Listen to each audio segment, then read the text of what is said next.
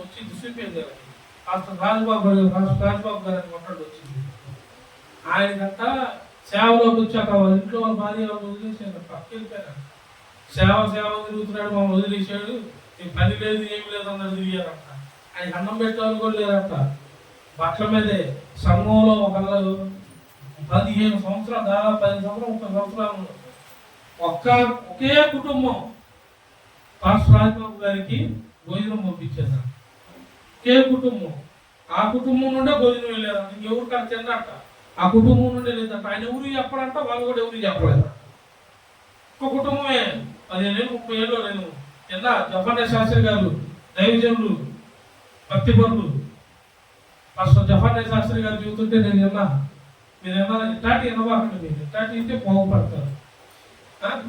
Flight ఎక్కేది flight దిగేది చూడండి, కొనులు మంచి మంచి బుక్కులు చదవాలా, వినాలా. పాస్టర్ గారికి రాజబాబు పాస్టర్ గారికి 15 సంవత్సరాలు 30 సంవత్సరాలు ఒకే కుటుంబం అన్నం పంపించిందంట. వాళ్ళ ఇంట్లో దేవుడు వదిలేడా? అసలు వాళ్ళు చెప్పుకోవాలి. ఆ పాస్టర్ గారికి మేము అన్నం పెట్టారు. సూపర్ దేశాల్లో రాజబాబు గారు ప్రభునందు ముద్రించాక కూడా వాళ్ళంతా వచ్చి అందరు చూసుకున్నట్టు వాళ్ళు కూడా వచ్చారంట. బాగా లేనప్పుడు మరి నేను లాస్ట్లో కూడా మొత్తం ఇది కొన్ని రాసుకున్నాను, కొన్ని రాసుకోవాలా.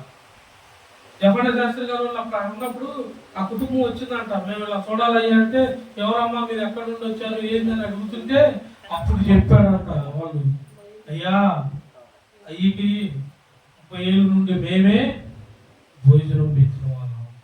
అయ్యా మా భోజనం తప్పితే ఏ భోజనం ఎవ్వరి కాడ మేమే, ఆ బాధ్యత మాకు ఇచ్చాడు, అయ్యని మేము చూసుకోవాలి అని అన్నారంట.